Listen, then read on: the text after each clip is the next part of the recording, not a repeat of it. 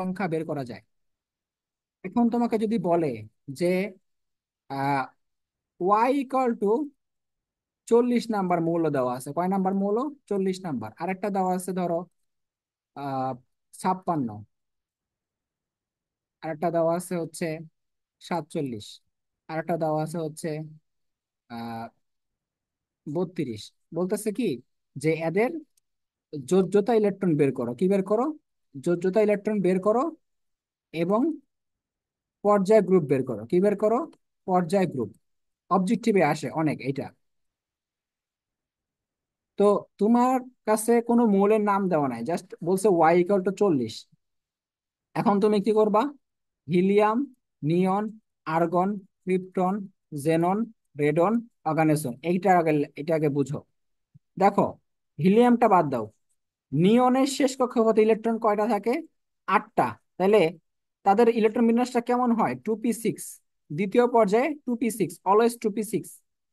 এটা হয় 3p6, এটা হয় 4p6, জেননটা হয় 5p6, এটা হয় 6p6, এবং অর্গানিজমটা হয় তোমার 7p6। এখন এত বড় তো লাগবে না, আমার এতটুকু জানলেই হবে। দেখো, 40 নাম্বার মৌল, 40-এর আগে কোন মৌলটা আছে, কোন নিষ্ক্রিয় গ্যাসটা আছে বলো? 40-এর আগে কোন নিষ্ক্রিয় গ্যাসটা আছে? 40-এর আগে আছে ক্রিপ্টন। মানে এই ক্রিপ্টনটা কয় নাম্বার? 36 নাম্বার। আর্গনটা 18 নাম্বার। জেননটা 54 নাম্বার, একটু আগে বলছি। তাহলে দেখো, ক্রিপ্টন যদি 36 নাম্বার হয়, তুমি 4p6 পর্যন্ত তুমি জানো যে এটা হলো 4p6টা হচ্ছে ক্রিপ্টনের। এরপরে তোমাকে কি করতে হবে? আউটবার নীতি ফলো করতে হবে। 4পির পরে কই যাবে ইলেকট্রন? 5s এ কয়টা যাবে? 2টা। তাহলে এই পর্যন্ত কিন্তু 36। এখানে গেল 2টা, কয়টা হলো? 38। এখন যাবে কোথায়? 4d-তে। 4d-তে কটা যাবে? 2টা। ডিতে কেন পরে গেল? কারণ n+l এর মানটা বেশি, এজন্য পরে যাবে। এবং n+l এর মানটা এখানে কম, এখানে আগে যাবে। বাট ইলেকট্রন যখন সরাবা, যদি বলে যে 2টা ইলেকট্রন সরাইতে বলছে, ধরো Y2+ অথবা Y3+ বলছে, ইলেকট্রন যখন যাবে তখন কিন্তু যাবে যার এন এর মান বেশি। যার এন এর মান বেশি সেখান থেকে ইলেকট্রনটা আগে যাবে, অর্থাৎ 5 নাম্বার শক্তি স্তর থেকে ইলেকট্রনটা আগে যাবে, তারপর যাবে এখান থেকে। তাহলে যদি 3টা যায়, এখান থেকে যাবে 2টা, এখান থেকে যাবে একটা। এতটুকু বুঝো আগে। ইলেকট্রন প্রবেশ করবে কিন্তু 5s আগে, এবং ইলেকট্রন যাবেও সেখানে, সেখান থেকে চলে যাবে আগে। এতটুকু মাথায় রেখো যে প্রবেশ করবে আগে, যাবেও আগে। আচ্ছা, এখন পর্যায় গ্রুপ তো পারবাই। যদি তোমার ইলেকট্রনটা ডিতে যায়, সর্বশেষ কোথায় গেছে? ডিতে। তাহলে কি পর্যায় এবং গ্রুপ? পর্যায় কিন্তু কিভাবে নির্ণয় করে? পর্যায় অলওয়েজ নির্ণয় করতে হয় এন এর মান যার বেশি। এন এর মান যার বেশি সেখান থেকে পর্যায় বের করতে হয়। তাহলে 5 নাম্বার পর্যায় গ্রুপ কত হবে? ইলেকট্রনটা কোথায় গেছে লাস্টে? ডিতে গেছে, তাহলে 2+2। ডিতে গেলে 2+2 করতে হয়, অর্থাৎ ডি এবং এস এর ইলেকট্রন যোগ করতে হয়। যদি পিতে যাইতো, পিতে গেলে কি করতা? P+S+10। পি এর ইলেকট্রন, এস এর ইলেকট্রন +10 যোগ করতে হইতো গ্রুপ নির্ণয় করার জন্য। আমি আবার একটা উদাহরণ দিয়ে করাচ্ছি। দেখো, 56 নাম্বার, 56 নাম্বার এটা দেখো। 56 নাম্বার মৌলটা ইলেকট্রন বিন্যাস করতে বলছে। তোমার কি এত টাইম আছে পরীক্ষার হলে যে তুমি 1:2:2 করতে করতে এতক্ষণ যাবা? তোমার টাইম থাকবে 40 সেকেন্ড। তখন তোমাকে কি করতে হবে? শর্টকাট নিয়ম বের করতে হবে যে 56-র আগে কোন নিষ্ক্রিয় গ্যাসটা আছে। এটা 56-র আগে আছে 54 নাম্বার একটা মৌল, তার নাম তোমার কি জেনো। Krypton, xenon. কি? জেনন।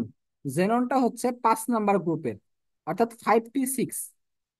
তাহলে ইলেকট্রনটা কোথায় যাবে এখন? 5p6 এর পরে 6s2-তে যাবে, নাকি ডিতে যাবে, 5d-তে যাবে? কোনটাতে যাবে? কোনটাতে যাবে? 6s-এ নাকি 5d-তে? ইলেকট্রন কোনটায় যাবে বলো? 6s। 6-এ যাবে, কারণ এখানে কি n+l এর মানটা কম। তাহলে এই যে দেখো, এই পর্যন্ত 54 পাইছি, আর এই পর্যন্ত 56 হয়ে গেছে। ইলেকট্রন কোথায় গেছে? এসে। তাহলে পর্যায় কত হবে? পর্যায় দেখতে হবে সবসময় এন এর মান যেটা বড়। এন এর মান কত? 6। গ্রুপ কত হবে? দুই হবে, কারণ কি, তোমার এসে গেলে কি, এসে গেলে তোমার দুই হবে সবসময়। এসে গেলে সবসময় দুই হবে, যেটা থাকবে সেটাই। একটা থাকলে এক, দুইটা থাকলে দুই, এটা নিয়ে আর কোনো কথা নাই। কিন্তু আমি একটা মৌল দিয়েছি, তার নাম হচ্ছে 32 নাম্বার এবং 47 নাম্বার, এই দুইটা করো, তাইলে বুঝতে পারবা আরো ভালো মতো। 32 নাম্বারের আগে বলো, 32-এর আগে কোন গ্যাসটা আছে? আর্গন আছে, কে আছে? আর্গন। আর্গন। তাহলে আর্গন হচ্ছে 3p6, এরপরে হবে 4s2। এই পর্যন্ত হইলো 18টা, তারপরে এই পর্যন্ত হলো 20টা, এই যে দুইটা হইলো 20টা, 18 আর 2 20। এবার যাবে 3D তে, 10টা, কয়টা হইলো? 30টা। এখন বাকি কি? আরো দুইটা বাকি, 4p2 তে যাবে। ইলেকট্রন কই যাবে? 4p2। তাহলে দেখো পর্যায় কত? পর্যায় হলো 4। এই যে 4 নাম্বার পর্যায়। গ্রুপ কত হবে? যেহেতু ইলেকট্রনটা পিতে গেছে, তাহলে কি 2+2, অর্থাৎ পি আর এস যোগ করতে হবে, +10 যোগ করতে হবে। তাহলে 2 + 2 কত? 4। 4 আর 10 কত? 14। তাহলে গ্রুপ 14, পর্যায় 4। এবার 47 নাম্বারটা করে দেখো আমাকে। 42 করবা, 47 করবা, দেখি কারটা হয়। 42 এবং 47 করবা, 42 এবং 47 করবা।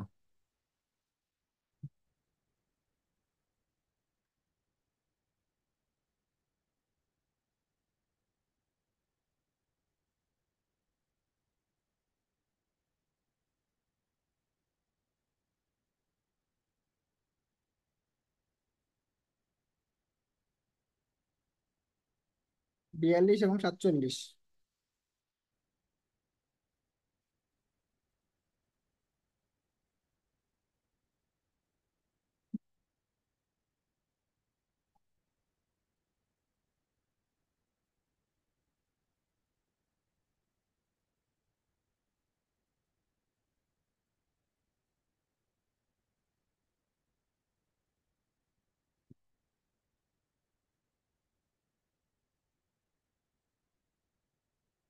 42 একটা বলো তো, পর্যায় এবং গ্রুপ কত হয়েছে?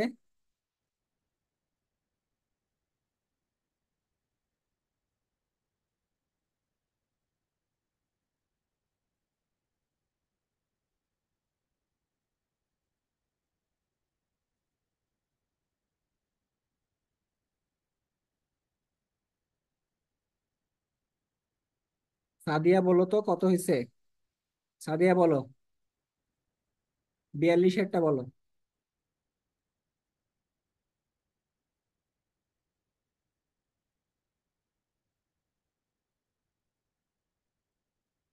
পর্যায় কত, গ্রুপ কত?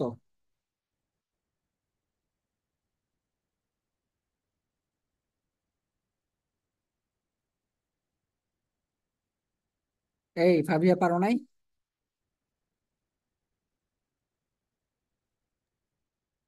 এটাকে আবার করে দিব? পর্যায় হচ্ছে 5, হ্যাঁ, তারপর? আর গ্রুপ হচ্ছে 16। না না না না না, 18। গ্রুপ হচ্ছে 18 না? তাই না? কানটার ঠিক আছে। মধ্যে টাস টাস করে মারবো। দেখো, 42-এর আগে কোন গ্যাসটা আছে বলো? আর্গনের পরে কি হয়? ওই যে ক্রিপ্টন। Krypton, krypton. ক্রিপ্টনটা হচ্ছে 4p6।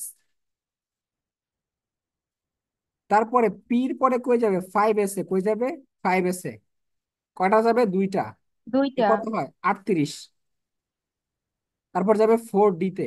কটা দেবে? চারটা। এখন বলো, ডি থেকে ও, চারটা থাকতে ফোর পারে? ডিতে আমি তো ভুলে 5p লিখছি। এই দাঁড়াও, ডি থেকে চারটা থাকতে পারবে ইলেকট্রন? পারবে না। 4টা বা 9টা থাকতে পারবে? পারবে না। অবশ্যই থাকতে হবে পূর্ণ অথবা অর্ধপূর্ণ। 5টা বা 10টা। তাহলে দেখো, এই এস থেকে একটা ইলেকট্রন কই চলে আসবে? ডি তে।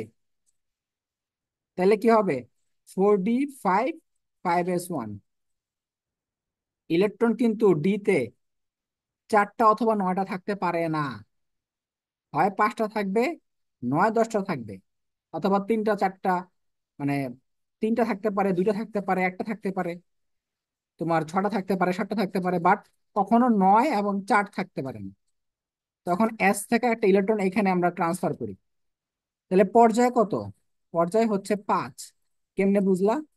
এই যে 5। আর গ্রুপ কত? গ্রুপ হচ্ছে ডি তে গেছে, ডি তে গেলে কি হবে? ডি প্লাস এস, এটা ইলেকট্রন যোগ করতে হবে। তাহলে 6, গ্রুপ কত? 6। আচ্ছা, পরেরটা করো। পরেরটা পারতে হবে সবাইকে। পরেরটা করো তো।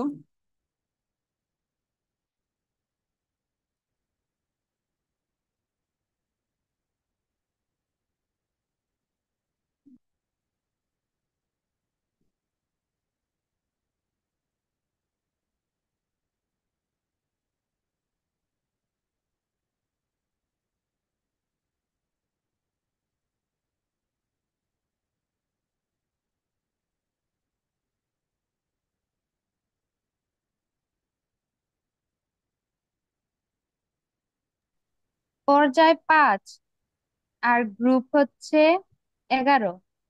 হ্যাঁ, পর্যায় 5, গ্রুপ 11, দেখো 47 নাম্বার। অর্থাৎ 4p6 এ পর্যন্ত তোমার কত? 36। এটা ক্রিপ্টনেরটা। তারপর কি 5s2 আর 4d। এখন এখানে হলো 38, আর লাগে 9টা। 9 দিলাম। এখন কি বলছিলাম? ডি তে 9টা থাকতে পারে না, 4টা থাকতে পারে না। কি করবে? একটা ইলেকট্রন এখানে দিবে, তাহলে 4d10, 5s1। তাহলে কি হবে? পর্যায় তো 5 হবে, কারণ এটা শেষ কক্ষপথ। আর গ্রুপ কত হবে? গ্রুপ হবে 10 + 1, 11। আচ্ছা, এখন আসো, এগুলো আমরা পড়লাম। এখান থেকে একটা কোশ্চেন মাস্ট কমন পাবা, মাস্ট। যে কোনো এক্সাম, এটা কলেজে হইতে পারে, অ্যাডমিশন হইতে পারে, এসএসসি হইতে পারে, বাট কমন পাবা কোনো না কোনো জায়গায়। আচ্ছা, পর্যায় গ্রুপ গেল। এখন আসো এস ব্লক। আমাদের ব্লক কয়টা আছে? S block, P block, D block আর এফ ব্লক। এস ব্লকে মৌল থাকে 14টা, পি তে থাকে 36টা, ডি তে থাকে 41টা, আর এফ এ থাকে হচ্ছে 27টা। ঠিক আছে, এখান থেকে একটা জিনিস জানতে হবে যে 27টাতে থাকে। আমরা অনেক সময় ভাবি যে ল্যান্থানাম, অ্যাক্টিনিয়াম এবং থোরিয়াম এরা হচ্ছে এ ব্লকের মধ্যে পড়ে, বাট আলটিমেটলি এরা কিন্তু এ ব্লকের মৌল না। হিসাব করে দেখো, এরা এ ব্লকের মধ্যে পড়ে না। সো এই তিনটা কিন্তু এ ব্লক মৌল নয়। এ ব্লক নয়। এই তিনটা এ ব্লক নয়, ল্যান্থানাম, অ্যাক্টিনিয়াম, থোরিয়াম, এই তিনটা কিন্তু এফ ব্লকের মধ্যে পড়ে না। আচ্ছা, এখন আহ এস ব্লক। এস ব্লকের মৌলগুলো কই থাকে? গ্রুপ 1 এবং গ্রুপ 2-এ। গ্রুপ 1 ও গ্রুপ 2-এ। ব্যতিক্রম কোনটা? হিলিয়াম। হিলিয়ামটা থাকে কই? হিলিয়ামটা কিন্তু এস ব্লকের, বাট থাকে হচ্ছে 18 নাম্বার গ্রুপে। পি ব্লকে কয়টা মৌল? 36টা। থাকে কোথায়? 13 থেকে 18 নাম্বার গ্রুপে, 13 থেকে 17। হ্যাঁ, 13 থেকে 18 নং গ্রুপে। 13 থেকে 18 নং গ্রুপে থাকে। ডি ব্লক কই থাকে? 3 থেকে 12 নাম্বার গ্রুপে। আর এফ কই থাকে? তোমরা চিনো। এফ কই থাকবে? ল্যান্থানাইট সিরিজ এবং অ্যাক্টিনাইট সিরিজে। কই থাকবে? ল্যান্থানাইট এবং অ্যাক্টিনাইট সিরিজে থাকবে। ল্যান্থানাইট এবং অ্যাক্টিনাইট সিরিজে থাকবে হচ্ছে এফ ব্লক। 3 থেকে 12 ডি ব্লক। পি ব্লক হচ্ছে 13 থেকে 18। এস ব্লক হচ্ছে 1 এবং 2 গ্রুপ নাম্বার। এখন আমাদের প্রতিটা গ্রুপের বৈশিষ্ট্য জানতে হবে। মৌলগুলোর কি কি বৈশিষ্ট্য আছে? আমরা যে একটু আগে সারণীগুলো পড়লাম, প্রতিটা মৌলের বৈশিষ্ট্য জানতে হবে। তাহলে আমরা প্রথম থেকে শুরু করি একদম, যে গ্রুপ 1 এবং গ্রুপ 2, এখানে মৌলগুলোর কি কি বৈশিষ্ট্য আছে? গ্রুপ 1 এবং গ্রুপ 2, দেখো এটা একটা সুন্দর নেমোনিক দিয়ে মনে রাখতে পারবো যে নিম্নের বর্ণহীন ক্যাটায়ন বিজারণের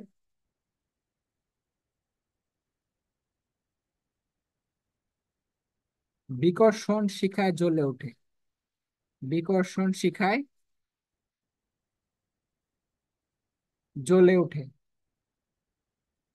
নিম্নের মানে হচ্ছে নিম্ন গলনাঙ্ক স্ফুটনাঙ্ক বিশিষ্ট। নিম্ন গলনাঙ্ক ও 1 নাম্বার বৈশিষ্ট্য হচ্ছে এটা, যে নিম্ন গলনাঙ্ক ও স্ফুটনাঙ্ক বিশিষ্ট।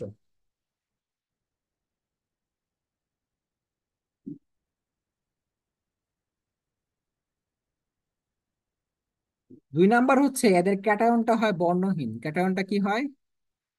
বর্ণহীন হয়। মৌলগুলো যে ক্যাটায়ন থাকে, সোডিয়াম প্লাস, ম্যাগনেসিয়াম 2+, এরা হচ্ছে বর্ণহীন হয়। 3 নাম্বার বৈশিষ্ট্য হচ্ছে এরা তীব্র বিজারক হয়। কি হয়? তীব্র বিজারক। তার মানে মনে রাখবা, যারা ধাতু, ধাতুরা কিন্তু তীব্র বিজারক হয়। বিজারক মানে হচ্ছে যারা বিজারণ করে, যারা বিজারণ ঘটায় এবং নিজে কি হয়, জারিত হয়। অর্থাৎ অন্যের বিজারণ ঘটাবে এবং নিজে জারিত হবে, এটা হলো বিচারক। এটাকে বলে বিচারক। তার মানে মনে রাখবা, সবচেয়ে তীব্র বিচারক হচ্ছে লিথিয়াম। কে? সবচেয়ে তীব্র বিচারক কে? লিথিয়াম। লিথিয়ামটা হচ্ছে সবচেয়ে তীব্র বিচারক। বিজারণ এবং জারক এটা সম্পর্কে আমরা ডিটেলসে জানবো সামনে। বিকর্ষণ মানে কি? এরা চুম্বক দ্বারা বিকর্ষিত হয়। চুম্বক দ্বারা বিকর্ষিত হবে। এরা চুম্বক দ্বারা বিকর্ষিত হবে। এইটা হলো একটা বৈশিষ্ট্য। এবং শিখা পরীক্ষা মানে কি? এরা শিখা পরীক্ষা দেয়। এরা কি পরীক্ষা দেয়? শিখা পরীক্ষা দেয়। শিখা পরীক্ষাটা হচ্ছে একটা পরীক্ষা যেখানে বিভিন্ন মৌল কি দেয়, বর্ণ দেয়, বিভিন্ন বর্ণ ধারণ করে। আমরা সেখান থেকে চিনতে পারি যে এই মৌলটা কি, এই মৌলটা কি, রং দেখে চিনতে পারি। সো একটা বুনসেন বার্নারে এই সেল নেওয়া হয়, সেখানে মূলত এই পরীক্ষাটা করা হয়। আচ্ছা, এখন এটা গুণগত রসায়নের পড়া, তবুও আমি একবার বলি যে শিখা পরীক্ষা থেকে কি কি পড়তে হবে। রং পড়তে হবে। রং, কে কোনটা রং দেয়। শশী পাবে, কুশল কেলাবে। শশী মানে কি? সোডিয়াম। সোডিয়াম কি বর্ণ দিবে? সোনালী হলুদ। এটা হলো বর্ণ। পাবে তো হচ্ছে পটাশিয়াম। পতে পটাশিয়াম দিবে বেগুনি। কি বর্ণ দিবে? বেগুনি। কতে হচ্ছে কপার। কপার দিবে সবুজ। কপার কি দিবে? সবুজ। কেলাবে মানে ক্যালসিয়াম। কে? ক্যালসিয়াম কি দিবে? লাল ইটের মতো। কিসের বর্ণ দিবে? লাল ইটের মতো। তাহলে সোডিয়াম দেবে সোনালী হলুদ, পটাশিয়াম দেবে বেগুনি, কপার দিবে সবুজ এবং ক্যালসিয়াম দিবে লাল ইটের মতো। একটা কথা স্টার দিয়ে রাখবা। কয়টা স্টার দিবা জানি না, 5টা দিতে পারো বা 10টা দিতে পারো, তোমার ইচ্ছা। বাট এটা মনে রাখতে হবে যে বেরিলিয়াম ও ম্যাগনেসিয়াম শিখা পরীক্ষা দেয় না। শিখা পরীক্ষা, শিখা পরীক্ষা দেয় না। এবং তারা কোনো বর্ণ দেয় না। এই দুইটা মৌল কি করে না?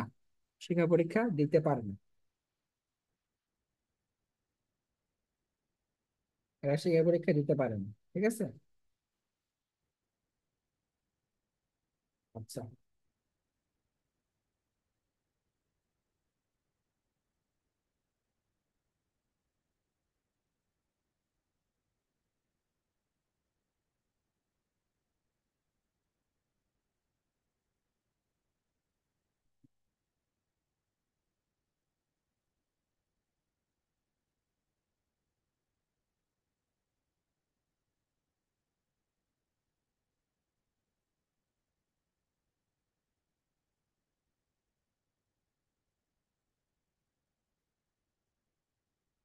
লেখা হয়েছে কি?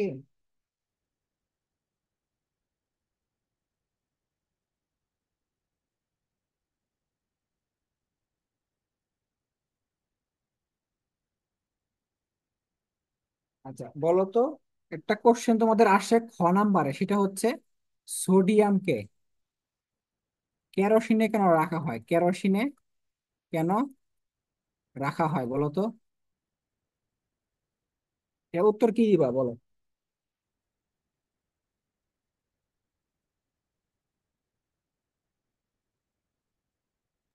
ওই যে সোনালি আলো দেওয়ার জন্য। তাই না? সোনালী আলো দেয় দেখে এটাকে আমরা কেরোসিনে রেখে দিই।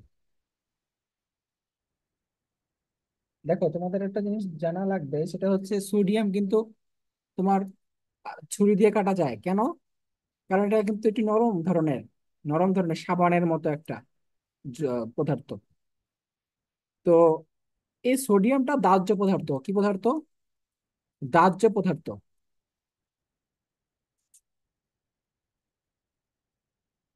সো এরা কি করে, বায়ুর সংস্পর্শে আসলে এরা তোমার বিক্রিয়া করে, এবং বিক্রিয়া করে কি তৈরি করে? ক্ষার তৈরি করে। কি তৈরি করে? ক্ষার। তো এটাকে কেরোসিনে রাখা হয় এই জন্য যাতে নিষ্ক্রিয় থাকে, এবং বায়ু বায়ুমণ্ডল দ্বারা বা জলীয় বাষ্প দ্বারা যাতে তারা আকর্ষিত না হয়। এটাই কারণ। কারণ হচ্ছে সোডিয়ামটা কি পদার্থ? দাহ্য পদার্থ। বায়ুর সংস্পর্শে আসলে তারা জ্বলে উঠবে। কি করবে? আপন শক্তিতে জ্বলে উঠবে। এটাই কারণ।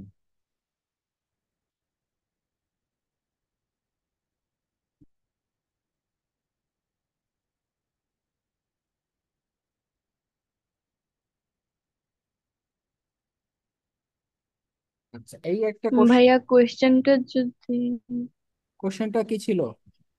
এই যে কোয়েশ্চেনটা যদি খ নাম্বারে আসতো তাহলে কি বিক্রিয়া দেখাতে হবে না? অবশ্যই বিক্রিয়া দেখাতে হবে।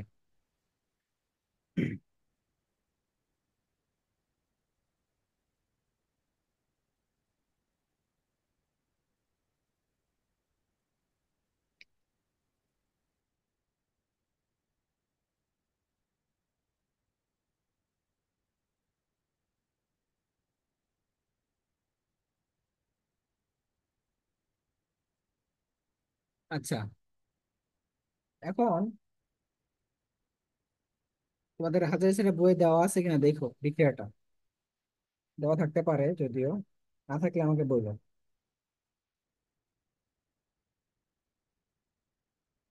হাজার ছেলে বই সম্ভবত দেওয়া আছে, দেখি না অবশ্যই।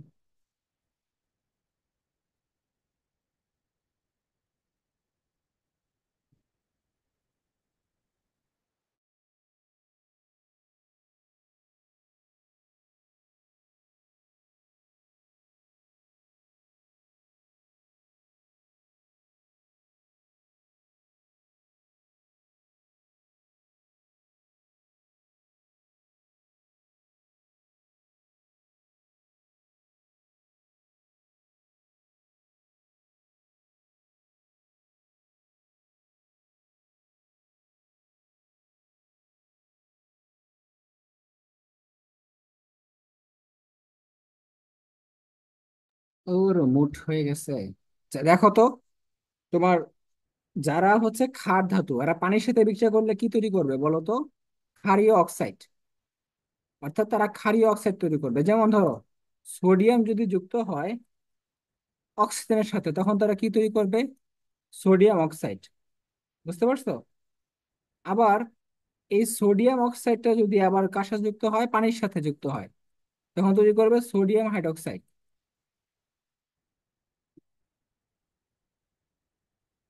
আবার সোডিয়াম হাইড্রোক্সাইড যদি যুক্ত হয় কার সাথে, কার্বন ডাই অক্সাইডের সাথে যুক্ত হয়, তাহলে উৎপন্ন করে সোডিয়াম কার্বনেট। উৎপন্ন করে সোডিয়াম কার্বনেট এবং পানি। তো যখন তোমার এই যে সোডিয়ামকে যখন কিসের নিচে রাখা হবে, কেরোসিনের নিচে রাখা হবে, তখন তারা কি করতে পারবে না? বায়ুর সংস্পর্শে আসতে পারবে না। কারণ সোডিয়াম ধাতু কি করে না? কেরোসিনের সাথে কোনো বিক্রিয়া করে না। কেরোসিনের সাথে কোনো বিক্রিয়া করে না।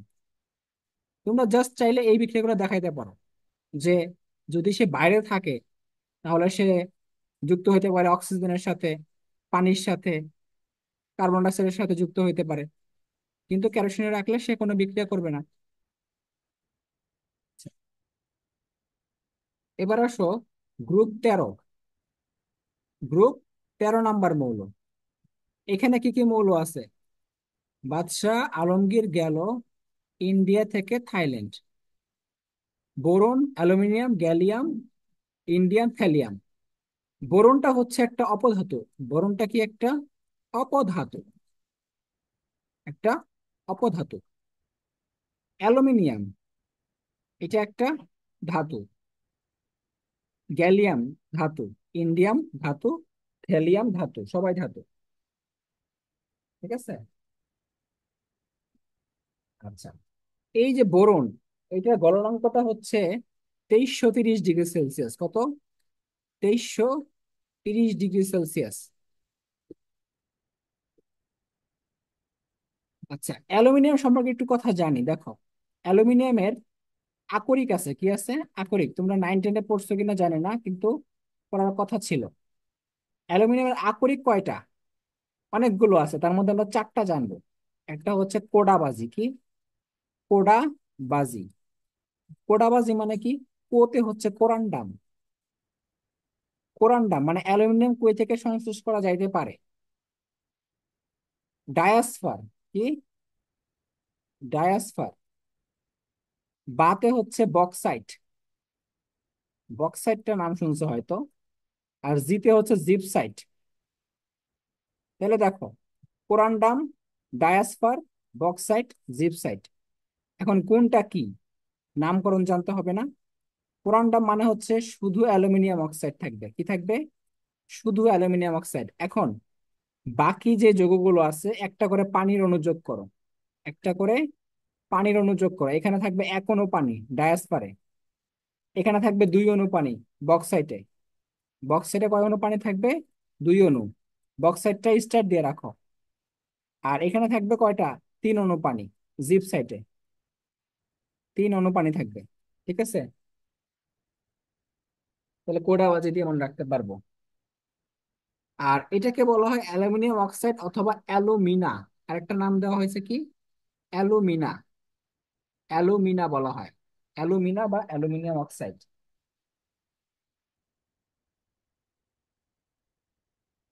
তো মনে রাখবা, ম্যাক্সিমাম অ্যালুমিনিয়াম আমরা কই থেকে পাই? বক্সাইটের তড়িৎ বিশ্লেষণ থেকে পাই। বক্সাইটের তড়িৎ বিশ্লেষণ থেকে। তাহলে আমরা মনে রাখবো যে গলিত বক্সাইটের, গলিত বক্সাইটের তড়িৎ বিশ্লেষণ থেকে, তড়িৎ বিশ্লেষণ থেকে কি পাওয়া যায়? অ্যালুমিনিয়াম নিষ্কাশন করা যায়। ঠিক আছে। এছাড়া আরো আছে, অ্যালুমিনিয়ামের কিছু আকরিক আরো আছে, যেমন ক্রায়োলাইট। What is cryolite? এটা হচ্ছে অ্যালুমিনিয়াম ফ্লোরাইড ডট 3 অণু সোডিয়াম ফ্লোরাইড। এটা হচ্ছে ক্রায়োলাইট। এছাড়া আছে ফেলসপার। ফেলসপার আছে, এটাও দেখে নিতে পারো।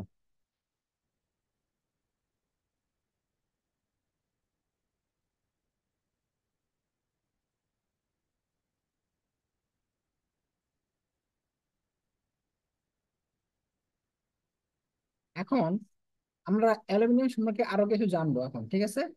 সেটা কি জানবো? যে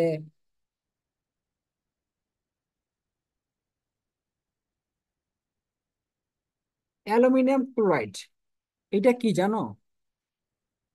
এটা একটা আয়নিক যৌগ, বুঝতেছো? এটার একটা বৈশিষ্ট্য হচ্ছে, এরা হচ্ছে ঊর্ধ্বপাতিত পদার্থ। ঊর্ধ্বপাতিত পদার্থ মানে কি? যারা কঠিন থেকে সরাসরি গ্যাসে যায়, আবার গ্যাস থেকে কঠিনে চলে আসে, তারা হচ্ছে কি? ঊর্ধ্বপাতিত পদার্থ। এখন অ্যালুমিনিয়াম ক্লোরাইডের একটা বিশেষ বৈশিষ্ট্য হলো, এরা ডাইমার তৈরি করতে পারে। কি তৈরি করতে পারে? ডাইমার তৈরি করতে পারে। ডাইমার তৈরি করে মানে কি? অ্যালুমিনিয়াম ক্লোরাইড আর অ্যালুমিনিয়াম ক্লোরাইড 2 অণু অ্যালুমিনিয়াম ক্লোরাইড মিলে তৈরি হয় ডাই অ্যালুমিনিয়াম হেক্সাক্লোরাইড। এটা হচ্ছে ডাইমার। যখন দুইটা অণু, একই যোগে দুইটা অণু মিলিত হবে, তখন সেটাকে বলে ডাইমার। এখন এই যে ডাইমার, এটা কেন হয়েছে এটা একটু জানতে হবে। খেয়াল করো, অ্যালুমিনিয়ামের কয়টা হাত? তিনটা হাত। কয়টা হাত? তিনটা। একটা ক্লোরিন যুক্ত হইলো, আর একটা ক্লোরিন যুক্ত হইলো, আর একটা ক্লোরিন যুক্ত হইলো। এখন মনে রাখো, অ্যালুমিনিয়াম দিবে একটা ইলেকট্রন, ক্লোরিন দিবে একটা ইলেকট্রন। অ্যালুমিনিয়াম দিবে একটা ইলেকট্রন, ক্লোরিন দিবে একটা ইলেকট্রন। অ্যালুমিনিয়াম দিবে একটা ইলেকট্রন, ক্লোরিন দিবে একটা ইলেকট্রন। এগুলো হচ্ছে বন্ধনজোড় ইলেকট্রন। কি ইলেকট্রন? বন্ধনজোড়। এখানে কয়টা ইলেকট্রন আছে মোট? ছয়টা। এখন তাদের যদি অষ্টক পূর্ণ করতে হয় তাহলে কয়টা ইলেকট্রন লাগবে? ইলেকট্রন লাগবে হচ্ছে আটটা। আরো লাগবে দুইটা, লাগবে কটা লাগবে আরো? দুইটা। এখন এই অষ্টক পূর্ণর জন্য তারা কি করতে পারে? ডাইমার তৈরি করতে পারে। কারণ কি? এই যে ক্লোরিনের আছে না, এই যে ক্লোরিন, বলতো ক্লোরিনের শেষ কক্ষপথে ইলেকট্রন কয়টা থাকে? শেষ কক্ষপথে থাকে হচ্ছে 60টা করে। পাঁচ। 60টা করে ইলেকট্রন। কয়টা করে? 60টা করে। কারণ তুমি হিসাব করো, 2 8 8, এই হিসাবটা করো। ক্লোরিন কয় নাম্বার মৌল? 17 নাম্বার। তাইলে কি 10টায় পর্যন্ত। আর থাকে কয়টা? 60টা। তাহলে 60টা থাকবে ইলেকট্রন। কয়টা? 60টা। তাহলে দেখো, অলরেডি কিন্তু এখানে একটা করছে, বাকি থাকে কয়টা? 6টা ইলেকট্রন। 6টা ইলেকট্রন ফাঁকা থাকে। আর 6টা ইলেকট্রন ফাঁকা, এখানেও 6টা ফাঁকা থাকে, এখানেও 6টা ফাঁকা থাকে। তাহলে দেখো, যদি প্রশ্ন করা হয় যে অ্যালুমিনিয়াম ক্লোরাইডে মুক্ত জোড় কয়টা, অ্যালুমিনিয়াম ক্লোরাইডে মুক্ত জোড় কয়টা আছে? মুক্ত জোড় অ্যালুমিনিয়াম ক্লোরাইডে কোথায়? এইখানে। বলবা 9টা আছে। কিভাবে? কারণ প্রতিটা ক্লোরিনে কয়টা করে আছে? 3টা করে মুক্ত জোড় আছে। প্রতিটা ক্লোরিনে 3টা করে মুক্ত জোড় আছে। অর্থাৎ 3 3 9টা। কিন্তু যখন ডাইমার গঠন করে, কি গঠন করে ডাইমার, তখন বিষয়টা কি হয় দেখো। 3টা ক্লোরিন 3টা হাতে বসছে। 3টা ক্লোরিন 3টা হাতে বসছে। এখন দেখো, প্রতিটা ক্লোরিনের মধ্যে কয়টা করে ইলেকট্রন আছে? 6টা করে। অর্থাৎ 3টা করে মুক্ত জোড় আছে। 3টা করে মুক্ত জোড় আছে। 3টা করে মুক্ত জোড় আছে। 3টা করে মুক্ত জোড় আছে। 3টা করে মুক্ত জোড় আছে। এখন সে যদি চায়, এই ক্লোরিন যদি চায়, তাকে কি করতে পারে? 2টা ইলেকট্রন দান করতে পারে। এটাকে বলা হয় সন্নিবেশ বন্ধন। অর্থাৎ সন্নিবেশ বন্ধনের মাধ্যমে তারা কি করলো? তাকে বললো তোমাকে 2টা ইলেকট্রন দিয়ে দিলাম, এবং তুমি অষ্টক পূর্ণ করো। কি পূর্ণ করো? অষ্টকটা পূর্ণ করো। আবার ঠিক তেমনি ভাবে এই ক্লোরিনটা যদি চায়, সে কি করতে পারে? তাকে 2টা ইলেকট্রন দিয়ে দিতে পারে। এটাও কিন্তু সন্নিবেশ বন্ধন। তাকে বলবে যে তুমি অষ্টকটা পূর্ণ করো। দেখো, তাহলে একটা অ্যালুমিনিয়াম ক্লোরাইডে যদি থাকে 9টা মুক্ত জোড়, তাহলে অ্যালুমিনিয়াম ক্লোরাইড যদি 2টা হয় তাহলে কটা থাকবে? 18টা। বাট এখন কি 18টা আছে? এখানে কি 18টা আছে? সে তো কি করছে? সে তো 2টা মুক্তজোড় দিয়ে দিছে। থাকার কথা ছিল 18টা, বাট সে 2টা কি করেছে? দিয়ে দিছে। থাকবে কয়টা? 16টা মুক্তজোড়। কয়টা থাকবে? 16টা মুক্তজোড় থাকবে। অর্থাৎ মনে রাখবা, অ্যালুমিনিয়াম ক্লোরাইডের ডাইমারে কয়টা থাকে মুক্তজোড়? 16টা। কয়টা থাকে? 16টা। এটা আমাদের জানতে হবে। তাহলে মুক্তজোড় থাকে হলো 16টা। এবং আরেকটা জিনিস মনে রাখবা, এদের মধ্যে sp2 সংকরণ হয়। কি সংকরণ হয়? sp2 সংকরায়ন। অ্যালুমিনিয়াম ক্লোরাইডে কি সংকরণ হয়? sp2 সংকরায়ন। এবং ঊর্ধ্বপাতিত তাপমাত্রা, ঊর্ধ্বপাতিত তাপমাত্রা হচ্ছে 180 ডিগ্রি সেলসিয়াস। 180 ডিগ্রি সেলসিয়াস ঊর্ধ্বপাতিত তাপমাত্রা। অর্থাৎ তারা কিন্তু একটা ঊর্ধ্বপাতিত পদার্থ বলে। ঊর্ধ্বপাতিত পদার্থ বলতে পারে। আচ্ছা, এইটা সবাই বুঝছো তো নাকি? সাদিয়া বুঝছো? রিয়া বুঝছো? জি ভাইয়া বুঝছি। এখন দেখো, এটা থেকে অলরেডি একবার কোশ্চেন আসছে এসএসসি তে। সো ইম্পর্টেন্ট একটা কোশ্চেন। দেখো এটা কি? Boron chloride. এবং এটা হচ্ছে কি? পানি, তাই না? আচ্ছা, তো তারা যখন বিক্রিয়া করে তখন কি উৎপন্ন করে এবং কি করে?